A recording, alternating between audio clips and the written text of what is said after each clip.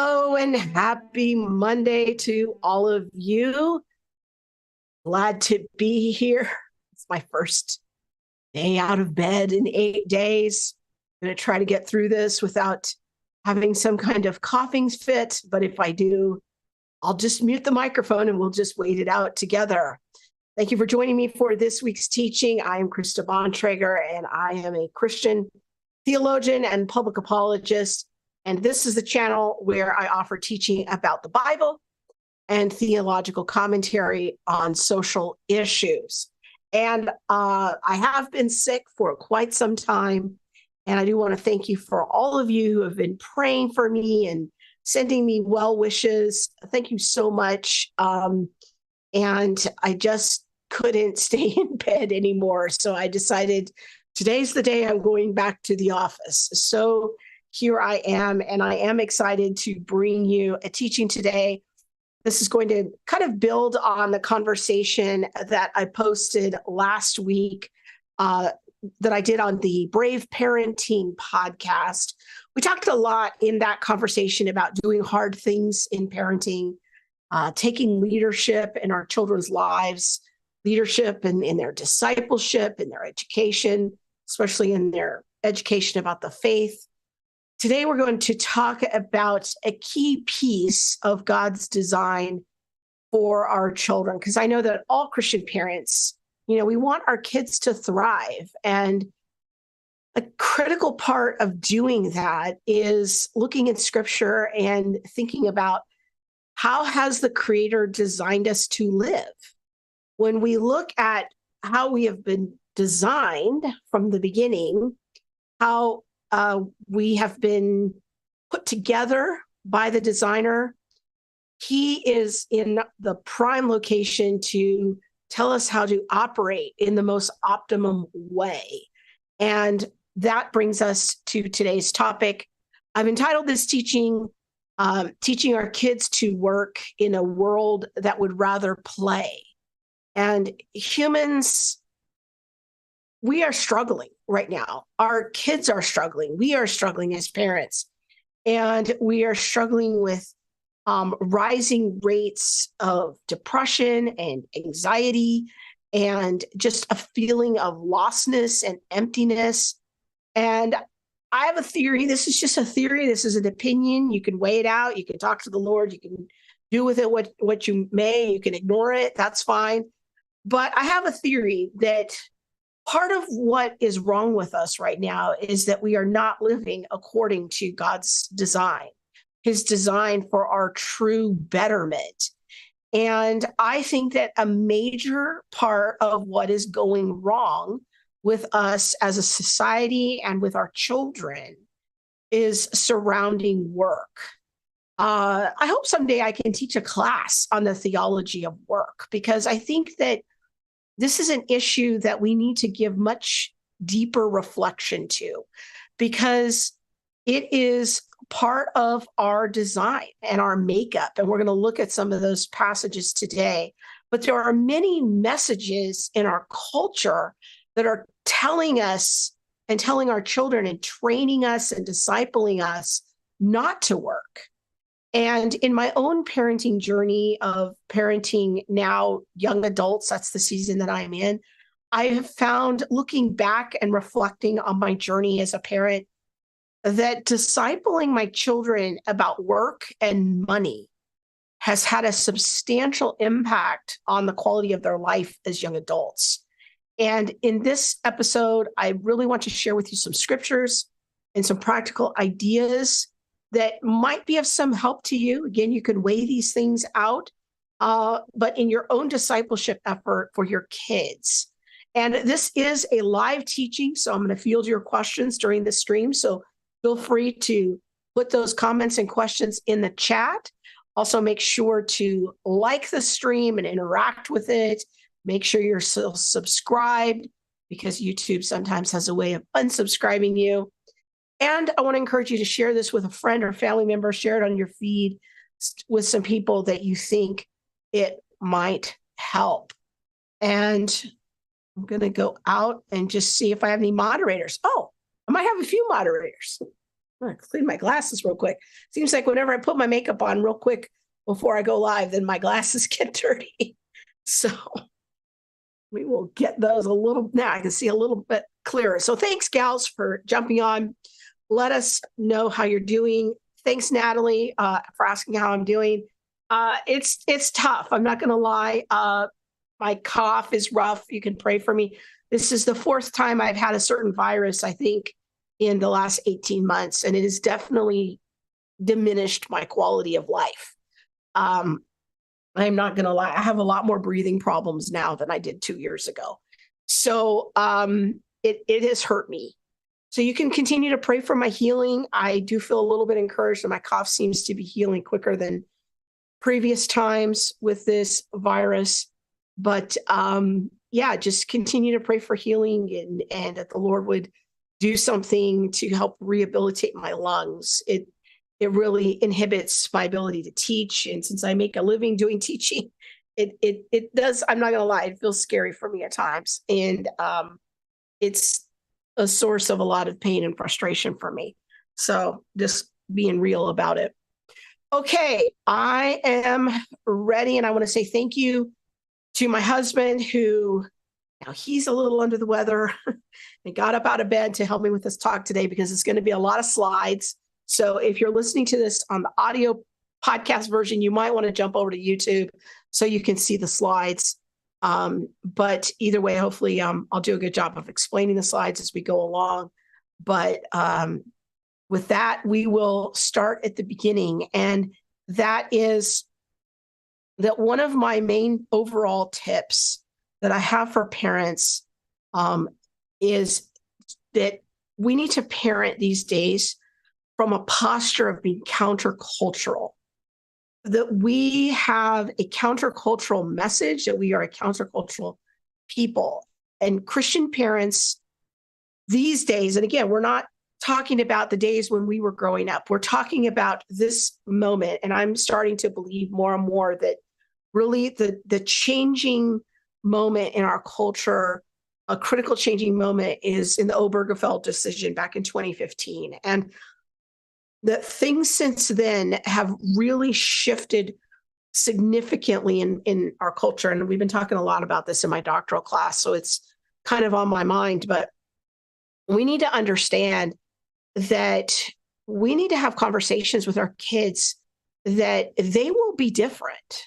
If they're growing up in a Christian home, they're going to be different than their friends, their peers, and they might even be different from other people who call themselves Christians, that they might not fit in, and that we are going to be parenting from that place of being countercultural. And that's going to involve some conversation with our kids. And so as I unfold the teaching today, I want you to keep that big picture principle in mind, because some of the things I'm going to say, your immediate reaction might be something along the lines, well, that's hard, or how will I help my kids fit in?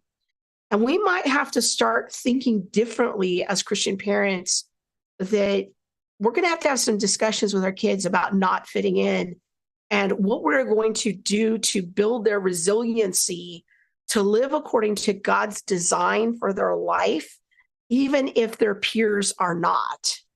And that we are going to trust in the Word of God, that His design for our life will help our child flourish. It will help us flourish better than if we just go along with the world. And as we get into this teaching about work and helping our children appreciate work, helping ourselves grow in our understanding of what the Bible has to say about work, we have to understand that we're coming into this, into a culture where we live in a time and a place where the government is de-incentivizing work. The government actually pays people not to work and farmers not to plant. This is the kind of upside down world that we are living in, where everything is programming us to go against God's created design. And so we have to know that in our countercultural living, we are likely very truly going to stand out simply by doing simple things. I'm not saying these things are easy, but I'm saying that God's principles are very simple and simple to understand. Now, we don't always want to cooperate with them. We might want to resist them. We might not be ready for them. But we live in a culture that is wanting to disciple us and disciple our children in an upside down way, to live against God's design, to not to work and not to plant, not to work hard. We also live in a time and a place that is programming our kids and even ourselves to some degree with having a sense of entitlement versus a sense of responsibility and hard work.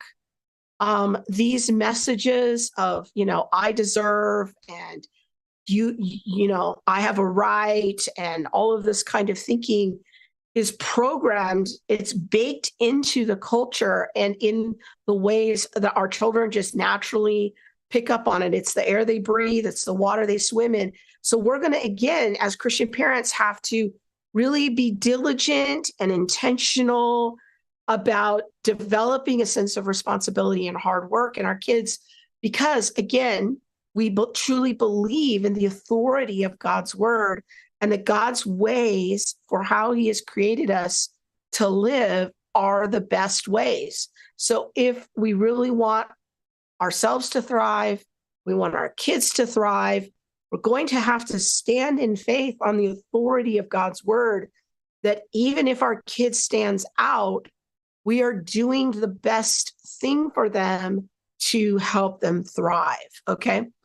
So we're going to go over 4 biblical principles about work. And we're just going to step through each of these principles and the scriptures, because I want you to know, first and foremost, that this is truly God's design for you and for your kids. So number 1 is that God has created humans to work. This might seem sort of basic, but in this upside down world that we live in, and if we're going to answer the call to be countercultural, we've got to get solid in our conviction that God has created us to work. That work is not part of the fall. Work is part of God's created design for us as humans. And teaching our children to work means that we are teaching them how to flourish according to the way that God designed them. So sometimes our tendency as parents is to want to make things easy for our children because that is sometimes easier for us. Sometimes we just don't like to hear them complain. Sometimes we don't like the eye rolling and the sighing. And what we have to get convinced of, we have to, what I say, know it in our knower. We got to really know it, is that God has actually designed our children to be at their best when they are working. Okay. So we see this in Genesis 1:26 and 27. Then God said, let us make man, or humans, in our image, according to our likeness, and let them rule over the creation. Let them rule. In other words, they are going to be God's appointments to govern the creation. God has appointed them as lower magistrates to rule over the creation as his governors. And God created man in his own image. In the image of God, he created him, male and female, he created them. So both the man and the woman are designed from the beginning to co-rule and reign over the creation. And humans alone are created in the image of God. As part of that ruling over creation, when we turn the page, when we drop down to the very next verse, Genesis 1:28, we see that God blessed them and he said to them, be fruitful and multiply, fill the earth and subdue it and rule over the creation. So again, what do we see? What is it that the man and the woman are supposed to do? Is that they are to govern, they are to subdue the earth. And so the idea here is that the world is kind of a wild and woolly place out there. And the man and the woman were in the garden that God designed. And we have locations of where the garden was, and it seems to have been limited in its geographic scope. Some Old Testament scholars have hypothesized that part of what Adam and Eve were going to do was bring the rule and reign of the rest of the planet under control. They were going to subdue it. They were going to extend the garden that God had established and extend that over the earth. But they would also rule over all the animals and steward all of that as well. In Genesis 2:15, it says, the Lord God took the man and put him in the Garden of Eden to work it and take care of it. This is what I want you to know, okay? Is work is part of the creation. Work is not a result of the fall. So if we have a mentality and we speak in words in front of our children of, I'm just working for the weekend, I'm working so I can play, that is not a Christian way of thinking. A Christian way of thinking looks at work as a form of love for our neighbor. And when we are engaging in work, we are loving our neighbor and we are engaging in how God designed us to rule over the creation. So work is part of the created order. So if we are going to be at our optimal capacity, we must instill in ourselves and in our children an ethic to work. Adam was a farmer. He was a hard worker. He's going to work the garden and take care of it. Anyone who's tried to weed a garden knows that is hard, backbreaking work. And this is how it was from the beginning. Work has become complicated because of the fall. When we turn the page to Genesis chapter 3, we read these words. To Adam, God said, because you listened to your wife and ate fruit from the tree about which I commanded you, you must not eat from it. Cursed is the ground because of you. Through painful toil, you eat food from it all the days of your life. So work becomes more complicated after the fall. We have something happens where we have this more adversarial relationship with the ground, with the creation. But from the beginning, work is part of how we are created to live, how we were designed. We don't stop working because of the fall. There will be more obstacles and challenges. Human sinfulness. If you struggle with your boss, the problem might not be the work. The problem is now I've got to interact in this relationship, and human sin is coming in and complicating things. And again, Scripture doesn't spell out what happens with the ground, but there's some sort of shift there, change there, that we have this adversarial relationship with our toiling to create the fruit of our work. But the work is still there. The image of God is still present in us. It is marred because of the fall, but we go on. We press on into God's design for us. So, in summary, for this first point is that work is part of the created order, but because of the fall, work is harder. What I want you to think about just for a moment is, I think that when we turn to the end of the story in Revelation chapter 20, we see that we will even have a form of work in the new creation or in the new Jerusalem, where we will rule and reign with Christ, and we will do something with judging others. I don't know who these other people, other beings, other souls, I don't know what's happening there, but that we will be given the ability to judge. In 1 Corinthians, Paul talks about us judging the angels. I don't know what all that means. That's a mystery to me. But I do think it's interesting that this idea of the rulership, the governorship remains in the new creation. That just as we were created in the image of God, to rule and reign over this creation, those who are in Christ and go into the new Jerusalem, into the new creation, will be doing some kind of reigning, some kind of judgment there. And so I think that that means that ruling and work is intrinsic to what being a human person. To be a human being is to work. It is to govern. It is to reign. And it is for us to do it together, men and women side by side. Now, I don't know what all that work is going to be in the new creation. I just don't. But it seems like there are some kinds of rewards that we get when we go before the judgment seat.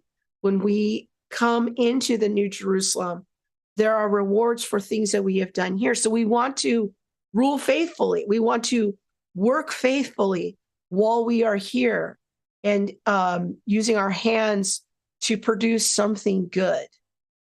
Okay, number 2, our first biblical principle about work is that God has created humans to work. Our second principle is that all honest work is honorable. Now, immediately, whenever I do this talk, the slide used to read, all work is honorable. And then I get, smart Alex who will say, well, not all work. And is prostitution, does that count? And okay, so I had to add the word honest, all honest work. So theft and deception, fraud, anything that breaks the 10 commandments, sexual perversions, these are not examples of honest work. But what I want you to know is that all honest work is honorable. So whether you are a butcher, baker, candlestick maker, you bag groceries at Trader Joe's, or you work for a Fortune 500 company, make lots of money on Wall Street, before the Lord, what matters in that situation is that you are doing honest work, that you are being diligent, and that you are not stealing from your boss by stealing time or that sort of thing, or engaging in frauding your boss. Here's just a few scriptures. Proverbs 10:4 says, lazy hands make for poverty, but diligent hands bring wealth. Proverbs 14:23 says, in all toil there is profit, but mere talk tends only to poverty. Ephesians 4:28 echoes these themes. It restates these beautiful principles of God's law.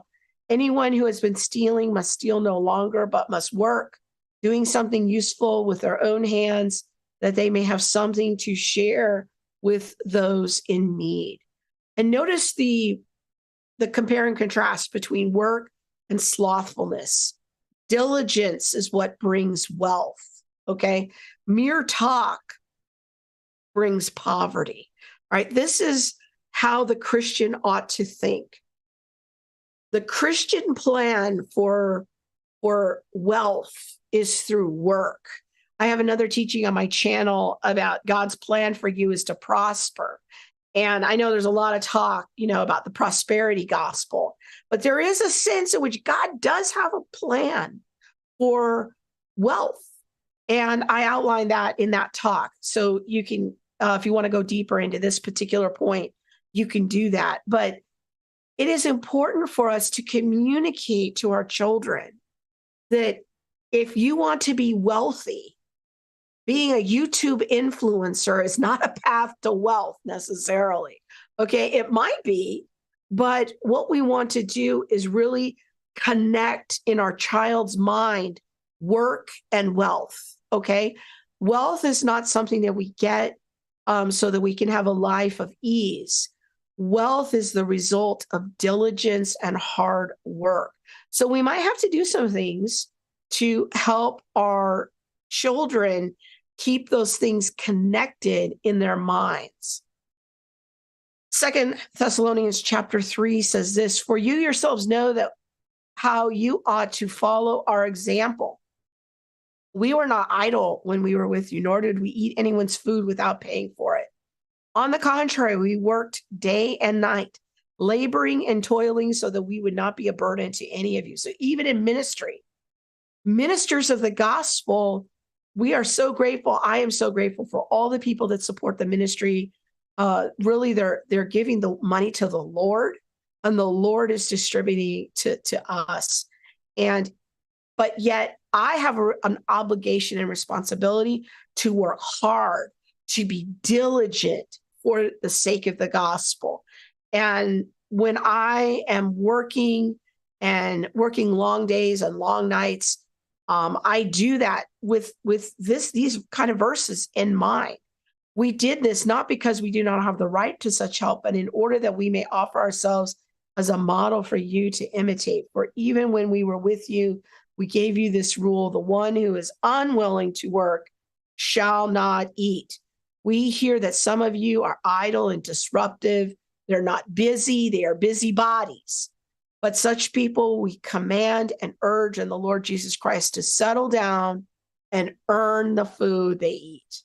Work is a part of the created order. It is part of God's design. And so if we want our children to flourish, we are going to have to teach them the principle of sowing and reaping. Sowing and reaping is a principle of how God has set up the universe.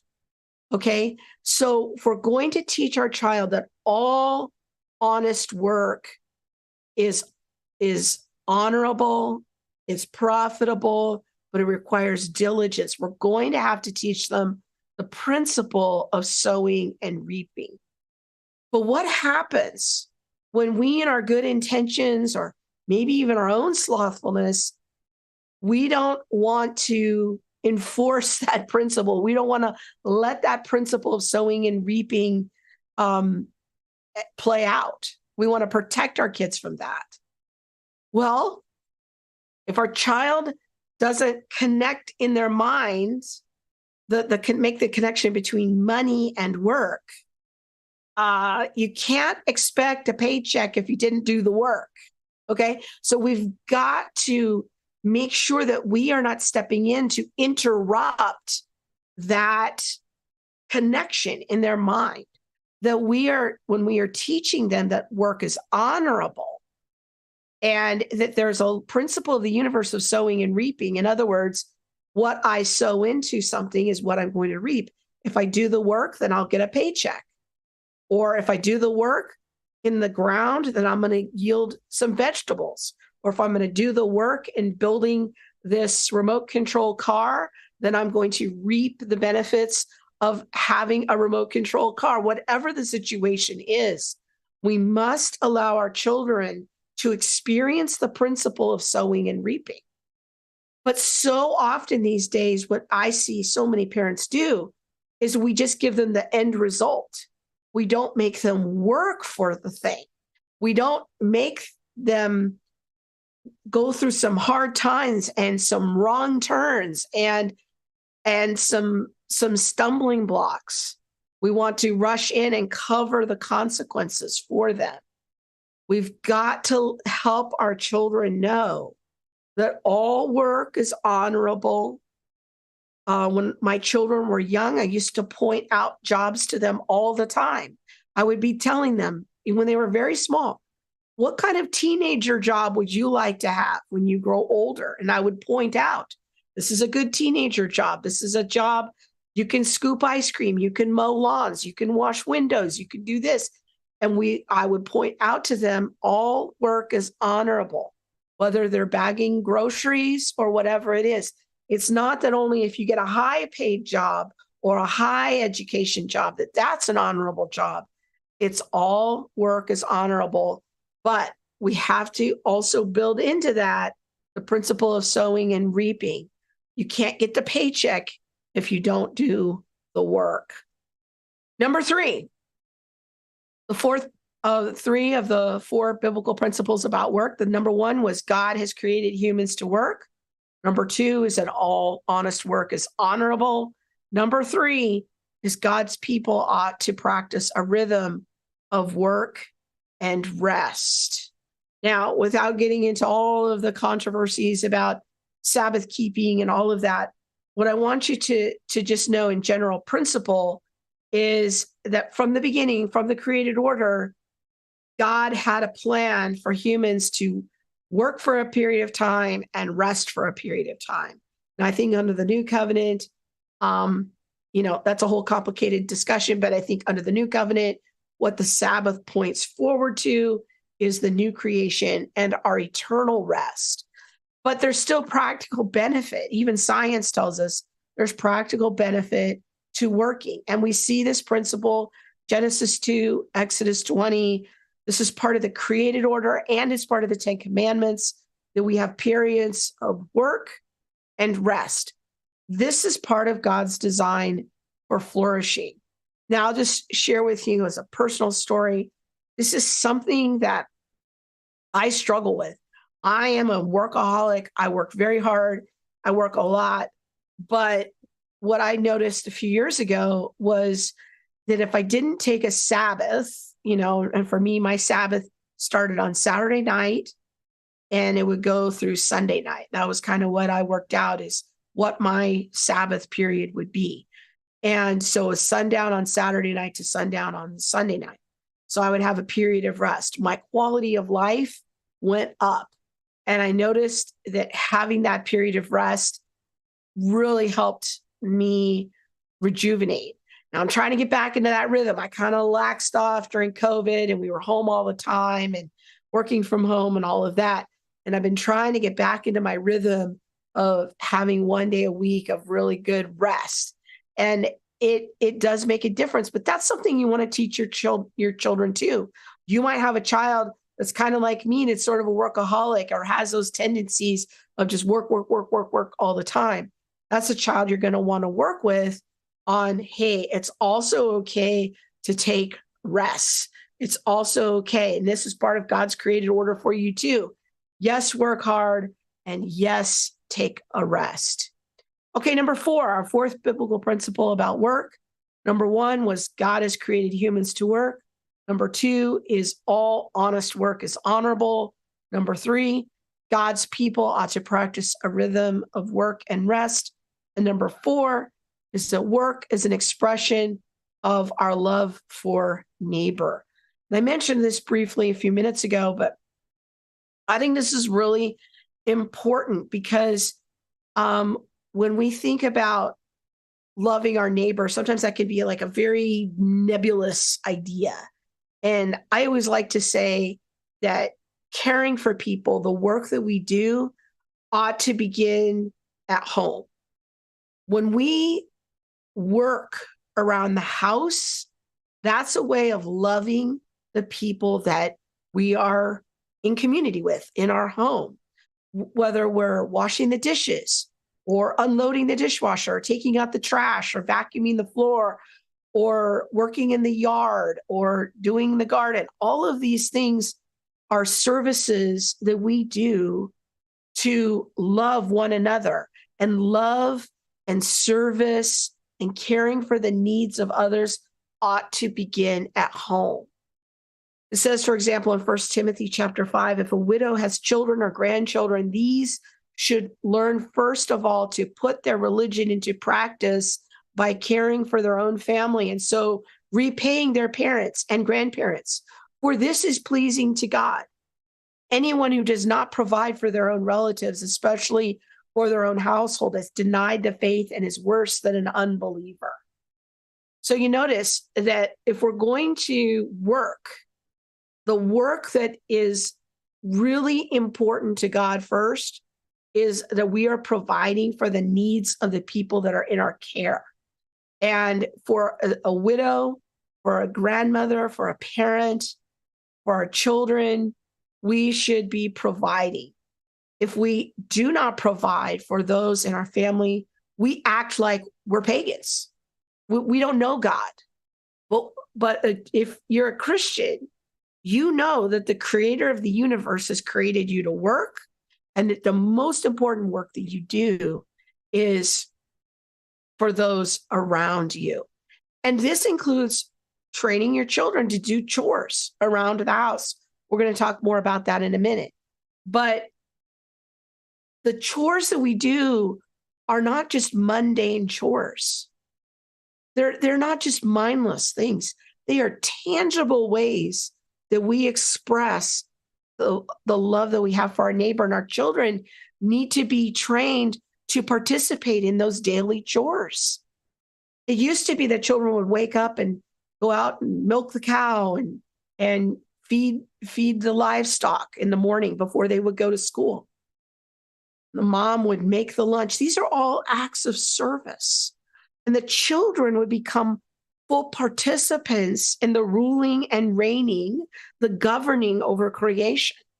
But because so many of us live in urban contexts now, and we're so tied to our mobile devices, we've kind of let those things slide. But I think that's actually part of the created order. If we want our children to live according to God's design, we need to help them begin to participate in the ruling and the reigning over creation, to learn how to participate in the family life so that they are engaging in acts of love through work, first to those in the household and then in the larger community. So as you are thinking about strategizing, okay, how am I going to transfer these principles to my children?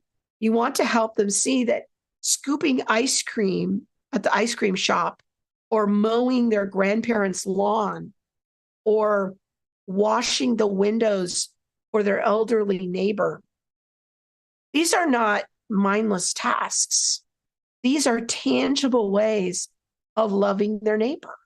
For example, there was one time we went through a drive-through and ordered some tacos and a soda, going up to the window.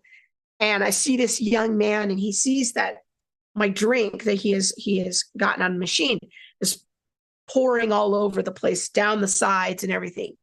Before he put that lid on there and gave it to me, he took the time to get a towel, wipe all around the cup for me so that it was dry, and then he gave it to me.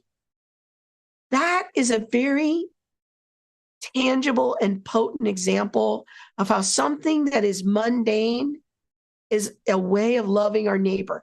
He was treating me and giving me that drink, that simple act, in the way that he would want to be treated. He wouldn't want a big sopping wet drink given to him while he's driving. So he took 10 seconds to dry off the cup and give it to me. These are the little things that we want to be training our children.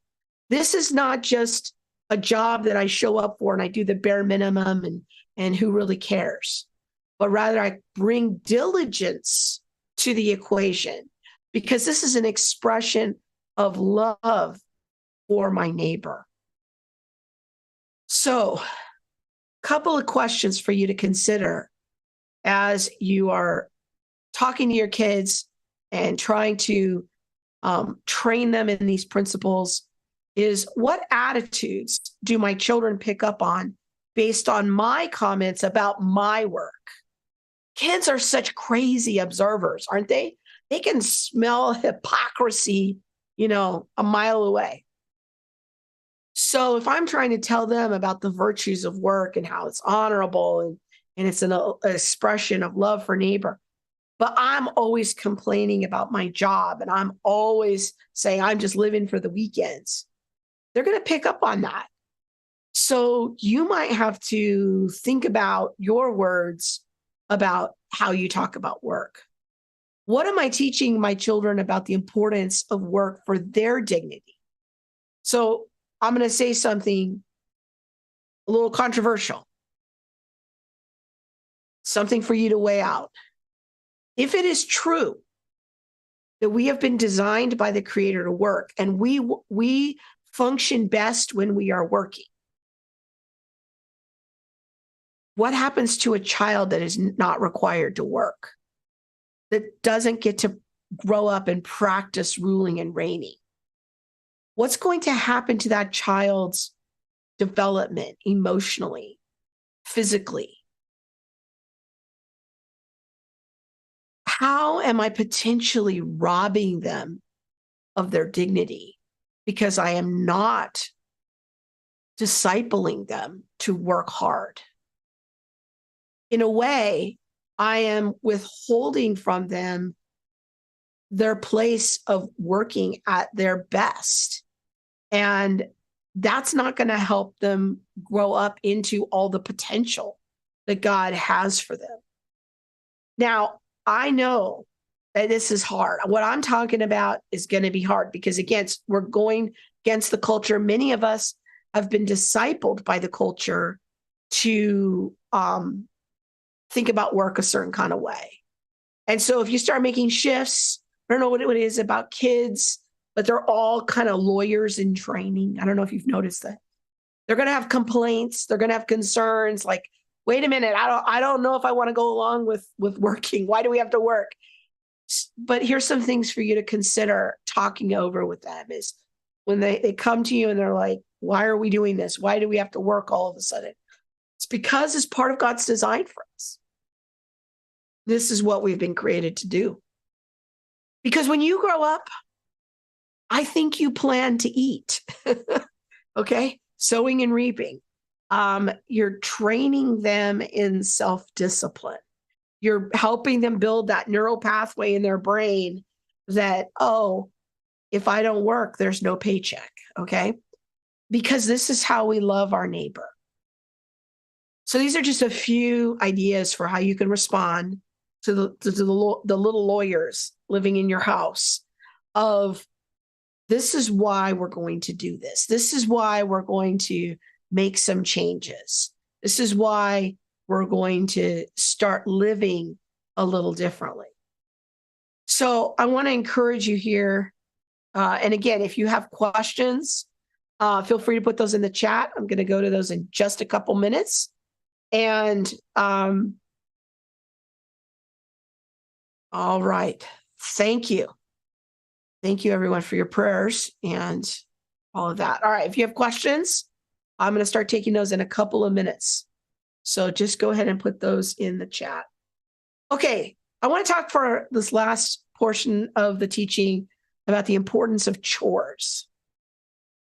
I can't emphasize this enough because life is full of what I call the grind. It's full of the day-to-day. That's what life is. It's the day-to-day. And loving our neighbor begins at home. So I want to encourage you to start these principles early and often. But even if your kids are older, it's not too late. You can still make changes and call them up into all of their God-given potential by having a home where work is emphasized. So when your kids are preschoolers, when I say early and often, I mean it. Preschoolers, they can pick up and put away their toys and clean their room with help. And you might have to be there with them, okay? You might have to help them learn how to sort and stay on task and, where do we put these things and where do we put these trains and, we got a train bin and where do we put Legos? We put those over here.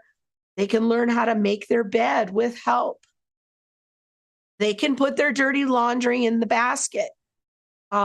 Moms, you are not their slave, okay? Help.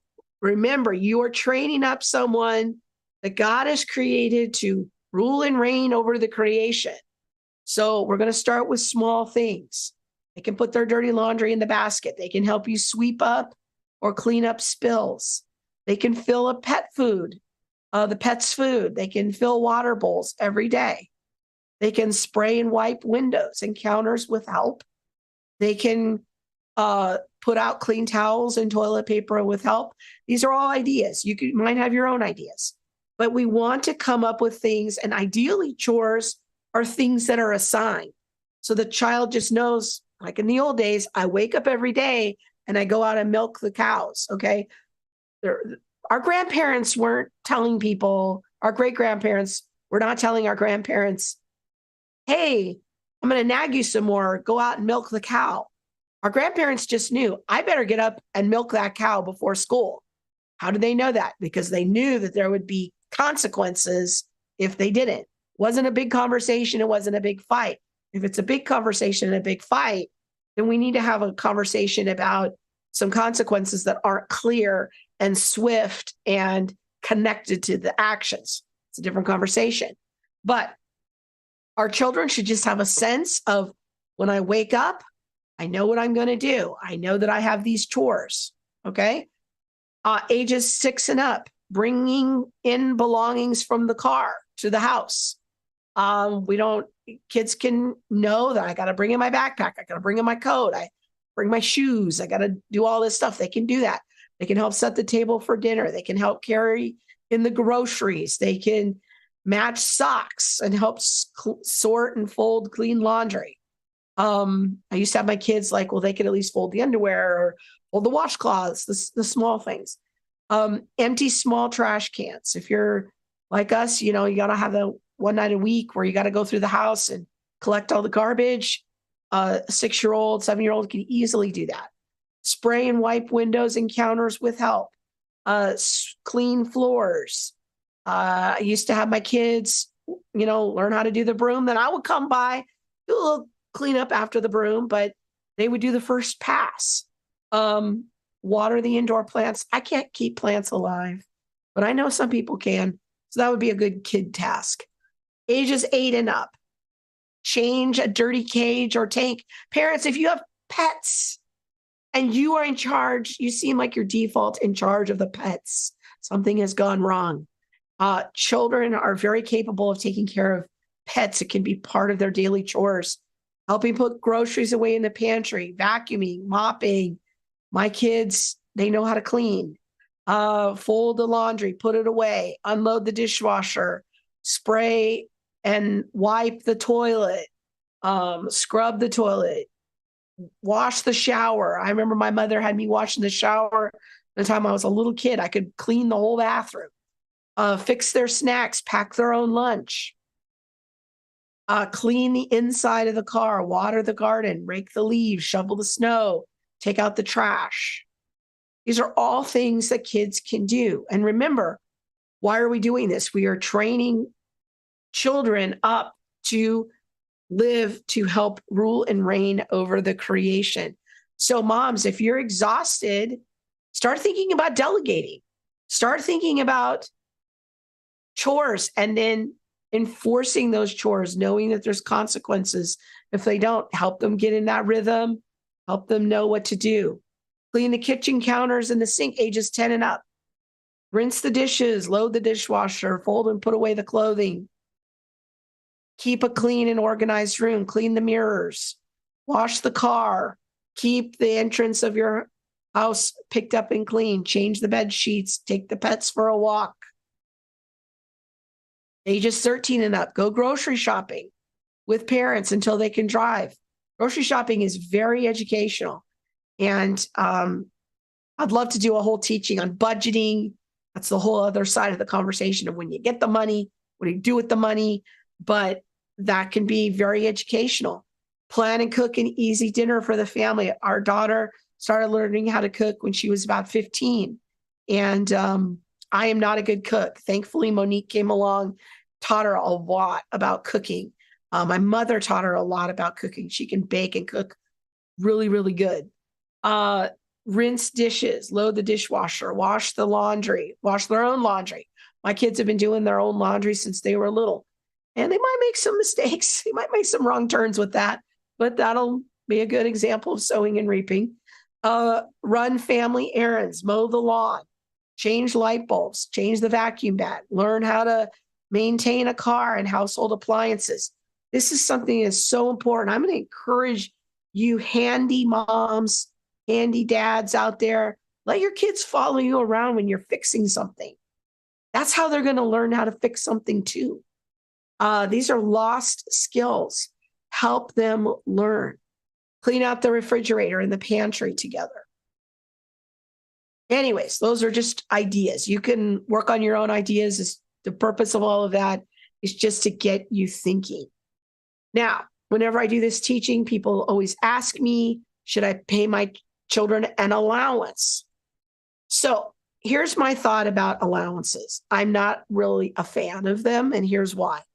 I think allowances in general decouple work from money. It breaks God's principle of sowing and reaping.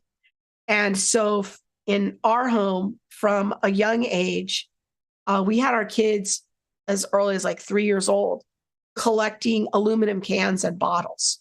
And they figured it out pretty quick. Like, oh, if we save these bottles and cans from our house, we can turn them in for money. So then they started recruiting their grandparents to save bottles and cans for them too. And they could turn that into money. And so when you're like 3, 4, 5, 6, 7 years old, you get some money, you want to run out and buy some Legos. But it taught them the principle of work leads to money. And so we would take them to the dump. It smells bad. We had put gloves on them. We stood there for an hour and sorted all the bottles and cans. They had to endure all the stink, but they were learning how to do basic work to get money. As I got a little bit older, when they were about 11 or 12, my husband would take them out on in his business, and they would put in a hard day's work, an adult day's work. It was hard work, physical work.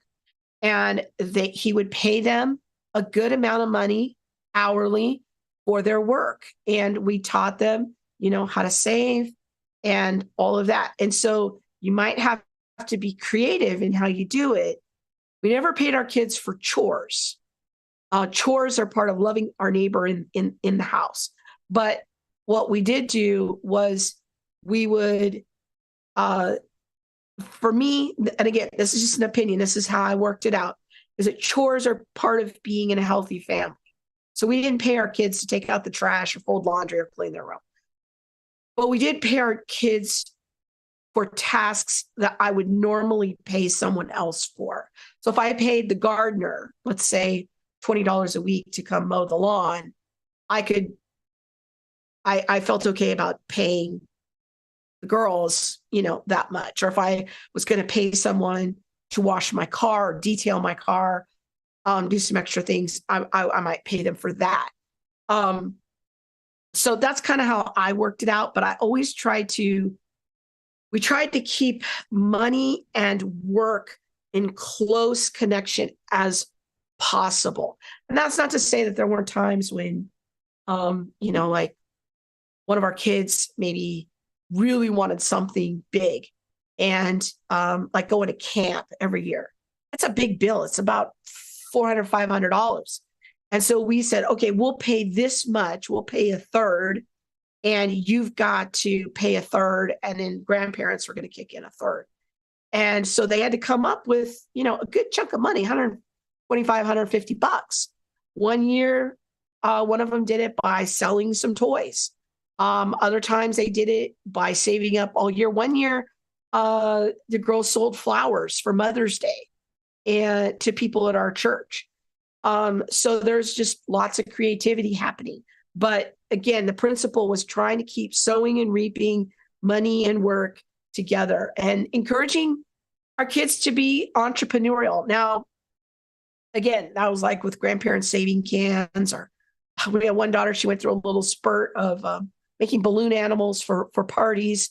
But, these are things that we want to encourage, help our kids understand, oh, if I am in business for myself, then I can make even more money. So these are some of the practical things that my husband and I have learned over the years. Some things I would do differently now. Some of the things I've talked about today, we didn't do when our kids were young. I regret it. There's some things I feel like we did well. There's some things that we did kind of good. I wish we had done it a little bit more. But overall, these are sort of the general principles that I have found over the years of parenting, and now working and seeing the fruit in our kids as young adults, that I think are important for parents to think about. Because so often I hear parents talk about, like, they're struggling with their kid, they think is lazy, or you're not living in their optimum. And I really think that if a child is struggling like that, it could very well be that they are crying out for more structure and more work, because that is what we are designed to do. And So with that, Tracy says, I was taught that doing chores was because the family is supposed to work as a team. Exactly. That's exactly what I would say too. And in my family, regular chores were unpaid. Special projects were paid. Yep. That's kind of how we did it as well. So, all right. With that, I hope you found this teaching helpful. Please share it with a friend. And one last thing I want to tell you is that probably the kid that you're going to struggle the most with is if you have a kid in your home who really likes to do kind of the bare minimum of everything just to get by with the bare minimum amount of effort. That's the child that you're really going to have to get proactive on helping them really understand the principle of sowing and reaping. You're going to probably have to make that child's life a little harder, maybe a lot harder. And you're probably going to have to really work on your discipleship with that child when it comes to helping them develop their work ethic. And in the realm of sowing and reaping, that might have to look like bare minimum daily chores that are unreminded and just totally expected. And if there's not, then there's consequences, not a big conversation, but just consequences. But you're probably also going to have to completely get that kid away from screens for a few years to get them uncomfortable so that they'll maybe find a hobby or start to develop an appreciation for their contribution in the family. And because remember, you're trying to raise somebody's future spouse. So making things hard for that child will, in the long run, hopefully help that child get past their tendency to just want to do the bare minimum. But if you constantly give in to their tendencies to do the bare minimum and you just let them get away with that, it will become a habit that's solidified over time. It is very hard to disciple that out of them later. And they're going to just have to figure that out on their own as an adult. But the end goal is that you want to help them move out of your home and support themselves and become a productive member of society. But more than that, you're helping them walk into their destiny as someone who's been created in the image of God and been created to work. Well, I hope you found this teaching helpful. Please check out more of my teachings related to Christian parenting and work on my channel at Theology Mom. Please share this teaching with a friend that you think will find it helpful. And with that, good afternoon and God bless.